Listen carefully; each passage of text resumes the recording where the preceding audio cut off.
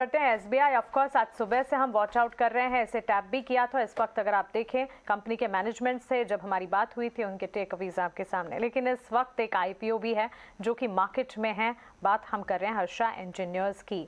सबसे पहले कंपनी क्या है ये आपको बता देते हैं। आईपीओ जो है 14 सितंबर से 16 सितंबर तक खुला रहेगा। प्राइस बैंड इसका 314 to 330 है और 755 करोड़ जुटाने की योजना यहाँ पर कंपनी बनाकर चल रही है। Largest manufacturer of precision bearing cage, जहां पर सोलर ईपीसी बिजनेस है, टर्नकी सॉल्यूशन का कारोबार है जो कि कंपनी देख रही है।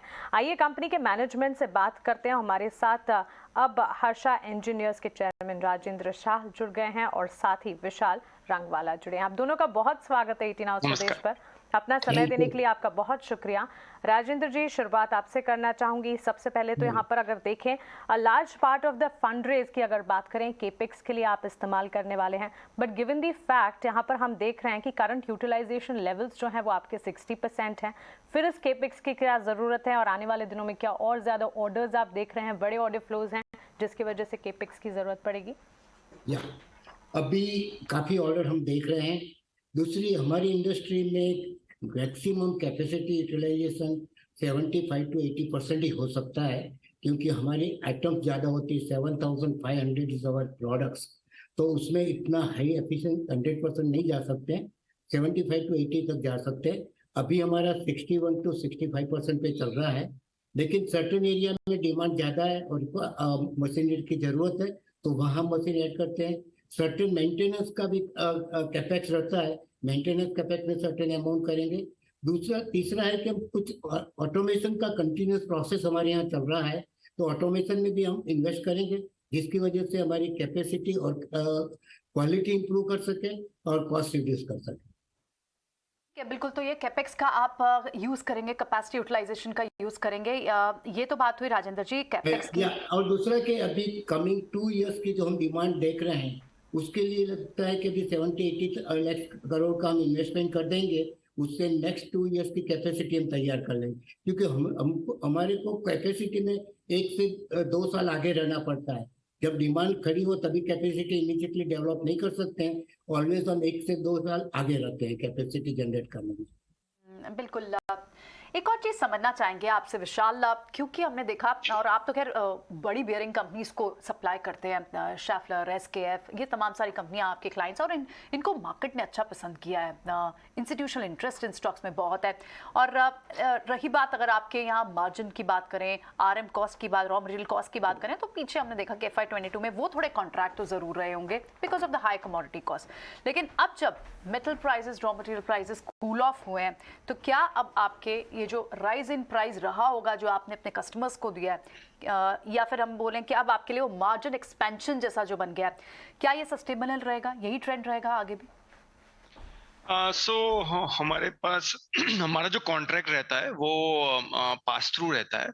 तो हम मटेरियल इंक्रीज भी पास करते हैं, एंड जब डिक्रीज होता है तो वो भी पास करना पड़ेगा। So as a percentage margin हमारा शायद चेंज हो सकता है, बट ओवरऑल हमको कॉन्फिडेंस है कि margin as a absolute value बढ़ता जाएगा।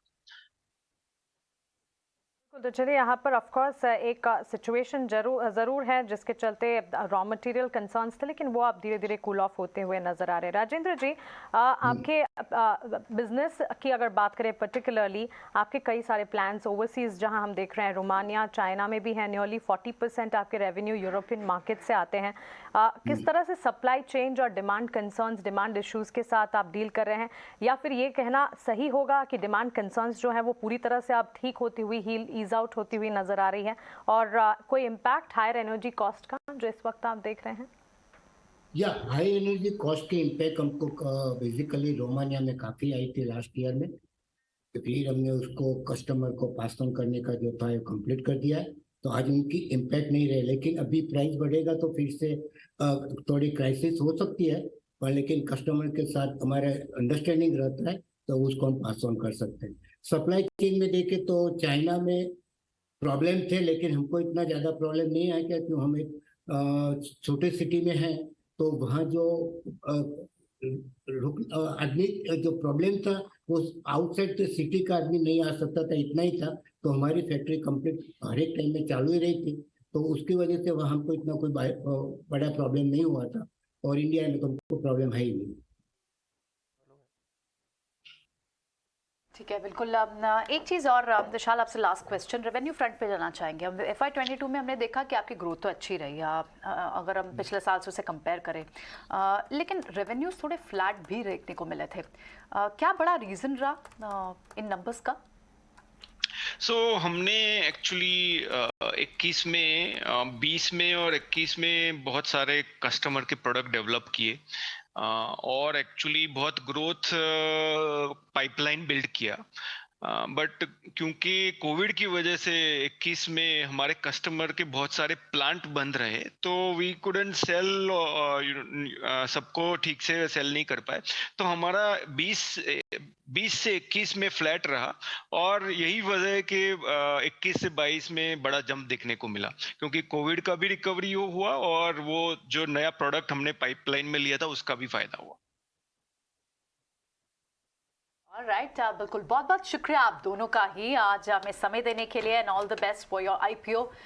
सब्सक्रिप्शन के लिए खुला है। हर्षा इंजीनियर्स और कंपनी बियरिंग कंपनीज को प्रोवाइड करती है, दे रॉ मटेरियल प्रोवाइड करती है बियरिंग कंपनीज, बड़ी बियरिंग कंपनी लाइक SKF हो और शैफलर हो, ये सारे इनके क्लाइंट्स हैं। बहुत बहुत शुक्रिया समय देने के लिए।